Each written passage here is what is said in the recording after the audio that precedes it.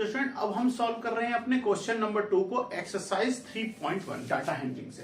तो question number 2 में क्या दिया हुआ है, देखिए organise the following marks in class assignment. तो यानी किसी क्लास के जो है आपको असाइनमेंट्स दिए हुए हैं, ठीक है ना, इन द टेबुलर फॉर्म। आपको ये कुछ डाटा दिया हुआ है, यानी 4 6 7 5 3 5 4 5 2 6 and then again repeat 2 again repeat 5 1 9 6 5 8 4 6 7। Question आपको कुछ इस टाइप से दिया हुआ है, ठीक है। अब हमें निकालना क्या है, बात आती है स्टूडेंट हमें जो फाइंड आउट क्या करनी है। तो हमें अपने क्वेश्चन नंबर 2 के हैं, हमें 4 पार्ट दिए हुए हैं। तो फर्स्ट पार्ट में हमें क्या निकालना है, फर्स्ट है हमारा विच नंबर इज हाईएस्ट, यानी कि हाईएस्ट वैल्यू क्या दी हुई है आपको डाटा की, ऑब्जर्वेशन जो आपको गिवन है इसके अंदर आपको हाईएस्ट वैल्यू क्या दी हुई है, ठीक है। सेकंड हमें निकालना है sorry which number is lowest, यानी कि लोएस्ट नंबर फाइंड आउट करना है। थर्ड हमें फाइंड आउट करना है what is the range of the data, what is the range, यानी कि जो हमने क्वेश्चन नंबर 1 में रेंज हमने निकाली थी बिल्कुल वही। और लास्ट में सबसे जो इसके फोर्थ पार्ट में स्टूडेंट बड़ा इंटरेस्टिंग और बड़ा ही इंपॉर्टेंट पॉइंट पूछा है, फाइंड द अर्थमेटिक मीन। तो देखिए इसे किस टाइप से निकालते हैं। तो जैसे सबसे पहले जैसा कि मैं क्वेश्चन में दिया हुआ है कि हमें क्या करना है, एक टेबल बनानी है, टेबुलर फॉर्म में बनाना है, यानी कि इट मींस हमें एक टेबल के टाइप से जो आपको डाटा दिया हुआ है इसे अरेंज करना है, ठीक है। तो मैंने टेबल पहले से बना लिया। तो जब हम इसमें जो आपकी डाटा हैंडलिंग के अंदर टेबल जो बनती है, इसमें मोस्ट इंपोर्टेंट क्या होता है, सबसे पहले हमें डाटा लिखना होता है कि हमें ऑब्जर्वेशन क्या क्या दिए हुए हैं, और एक और पार्ट होता है टेलीमार्क्स। मैं आपको इसी क्वेश्चन के अंदर बता देता हूं कि टेलीमार्क्स किस तरीके से यूज किए जाते हैं, और फिर फ्रीक्वेंसी को भी देखते हैं, ठीक है। तो जैसे सबसे पहले हमें सबसे अच्छे तरीके से कैसे कर सकते हैं, आप चाहो तो यानी मेरा काम है आपको और इजी वे में समझा देना, ठीक है। तो मैं आपको बता देता हूं कि जो भी आपको डाटा दिए हुए हैं इन्हें हम सबसे पहले क्या करेंगे, अरेंज करेंगे किसमें, डिसेंडिंग या असेंडिंग ऑर्डर में, ठीक है। आप चाहो तो इसे डिसेंडिंग ऑर्डर में भी अरेंज कर सकते हैं और चाहो तो आप इसे असेंडिंग ऑर्डर में भी अरेंज कर सकते हैं, ठीक है। तो सबसे पहले हम इसे अरेंज कर लेते हैं। तो किस टाइप से हो जाएगा, देखिए मैं असेंडिंग ऑर्डर में अरेंज कर रहा हूं, ठीक है ना, असेंडिंग में करता हूं। तो देखिए सबसे पहले आपकी लिस्ट वैल्यू क्या है, सबसे कम वैल्यू को लेंगे। तो सबसे कम वैल्यू क्या है आपकी 1, तो नोट कर लिया हमने यहां पर 1।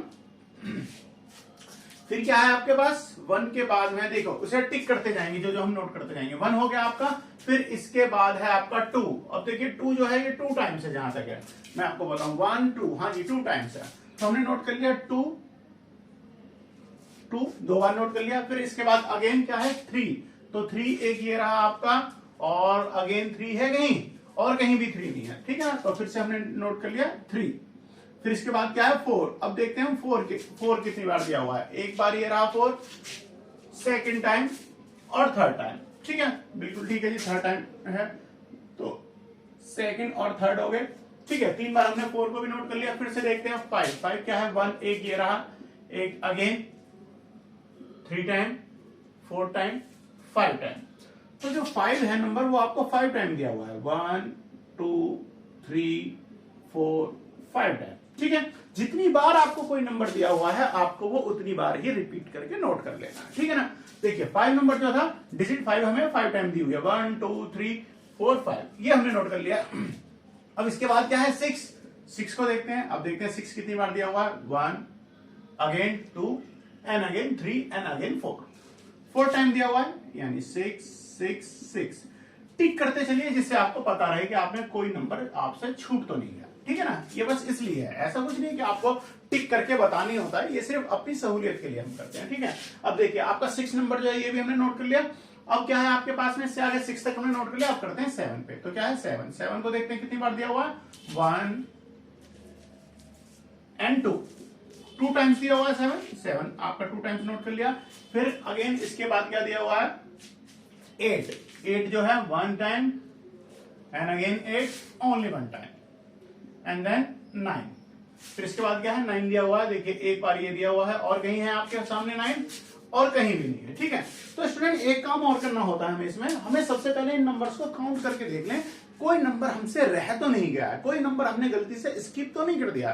तो उसके लिए क्या करेंगे, पहले हम देखते हैं हमें ऑब्जर्वेशन में जो नंबर दिए हुए कितने दिए हुए 1 2 3 4 5 6 7 8 9 10 11 12 13 14 15 16 17 18 19 20। ठीक है, हमें 20 नंबर दिए हुए हैं और यहाँ पर इन्हें भी काउंट कर लेते हैं 1 2 3 4 5 6 7 8 9 10 11 12 13 14 15 16 17 18 19 20, यानी 20 नंबर ही हमें ऊपर दिए हुए थे और हमने उन्हें अरेंज करते हुए भी जो लिखा है ये भी हमारे नंबर्स कितने हैं 20 हैं। इट मींस हमने कोई भी नंबर जो है वो स्किप हमने नहीं किया है, हमसे छूटा नहीं है, हमने सारे नंबर सारे डाटा जो है वो हमने नोट किए हैं। ठीक है, ये हो गया आपका। ठीक है, टेबल बन गया। आप देखिए आपको टेबल बनाने तक जरूर वक्त लगा, अगर आप टेबल नहीं बनाते तो ये थोड़ा सा ना आपको समझने में थोड़ी दिक्कत होती है, इसलिए हमने ये बना लिया। अब फटाफट फटाफट क्वेश्चन हो जाएंगे।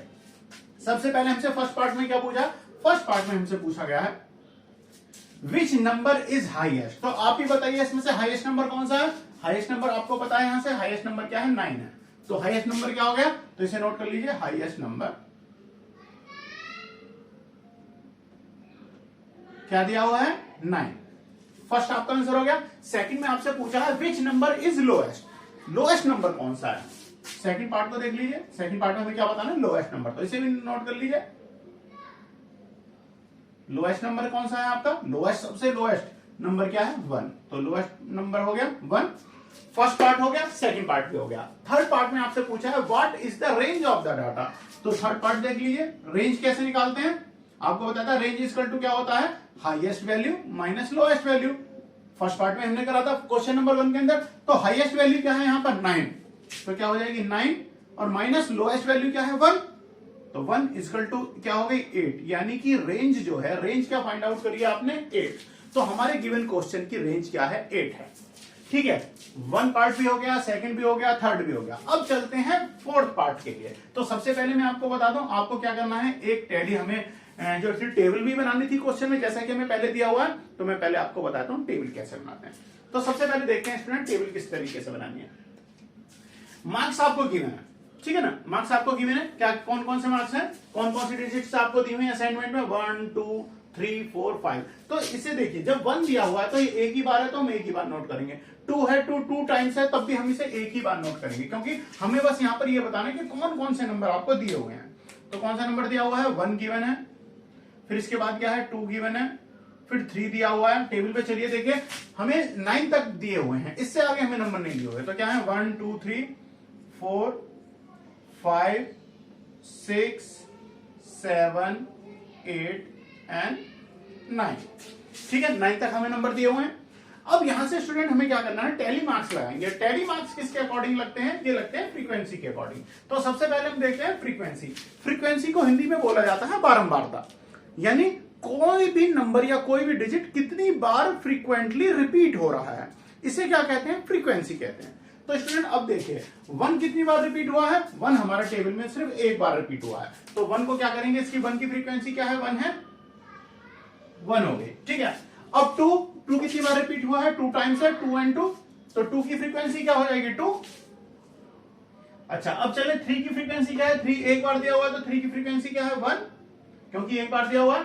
4 की फ्रीक्वेंसी, यानी 4 कितनी बार रिपीट हुआ है 1 2 3, 3 टाइम्स, तो 4 की फ्रीक्वेंसी क्या है 3। अच्छा, 5 1 2 3 4 5 टाइम है, तो 5 को नोट करेंगे हम 5 टाइम। अच्छा, 6 4 टाइम है, 1 2 3 4, 6 कितनी बार रिपीट हुआ है 4 टाइम्स। 7 2 टाइम्स, और 8 and 9 क्या है 1 टाइम्स रिपीट हुए। ठीक है, ये बन गई आपकी फ्रीक्वेंसी टेबल। अब फ्रीक्वेंसी टेबल से मैं आपको बताता हूं टैली मार्क्स किस तरीके से लगाए जाते हैं, या इन्हें हिंदी में क्या बोलते हैं, टैली चिन्ह बोलते हैं।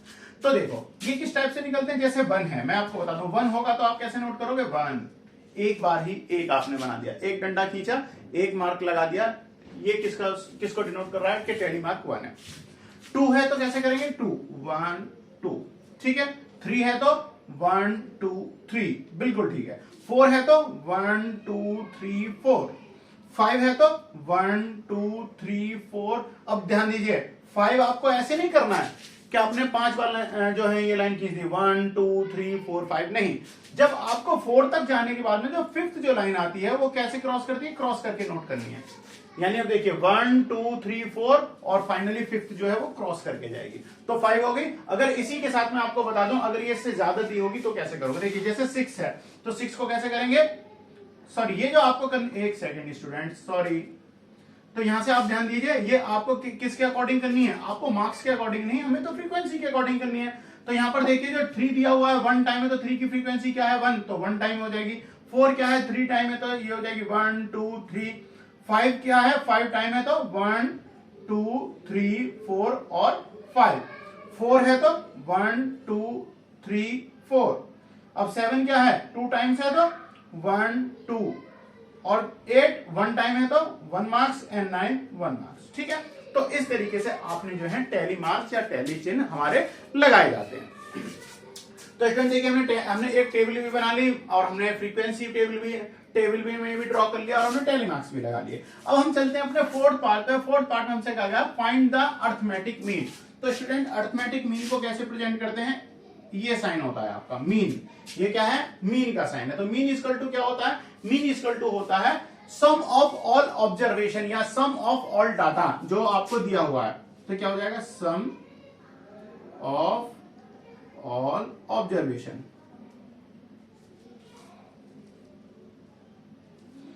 अपॉन, हम कह सकते हैं सम ऑफ ऑल ऑब्जर्वेशन या sum of all item upon number of item या number of observation, number of item या ऑब्जर्वेशन। ठीक है, तो अब यहां से देखिए सम ऑफ ऑल ऑब्जर्वेशन यानी जो भी हमें ऑब्जर्वेशन दिए हुए हैं, जो भी हमें डाटा दिया हुआ है, यानी 2 1 2 2 3 4 5 इस टाइप से सारे जो दिए हैं इन्हें हम क्या करेंगे, इनका सम कर देंगे, इन्हें क्या करेंगे ऐड कर देंगे। तो स्टूडेंट यहां से मैं ऐड करता हूं। अब देखिए आपको यहां से दिखाई दे रहा है, बिल्कुल ठीक है। तो मैं इनका सम निकालता हूं। मीन इक्वल टू क्या हो जाएगा, देखिए 1 हमने तो पहले से अरेंज करे हुए हैं, आप चाहो तो बिना अरेंज करे हुए जैसा आपको क्वेश्चन में दिया आप इस तरीके से भी नोट कर सकते हो। 1 प्लस 2 प्लस 2 2 2 टाइम्स है तो 2 प्लस 2 प्लस 3 प्लस क्या हो जाएगा 4 प्लस 4 और प्लस 4 3 टाइम है, तो प्लस 5 क्या है आपका 5 टाइम है, तो 5 प्लस 5 प्लस 5 प्लस 5 और प्लस 5। देखिए 5 भी हो गया। अब 6 4 टाइम है, तो प्लस 6 प्लस 6 प्लस 6 सभी को हमने ऐड कर दिया। फिर 7 को भी ऐड कर देते हैं, 7 प्लस 7 देन 8 और प्लस 9।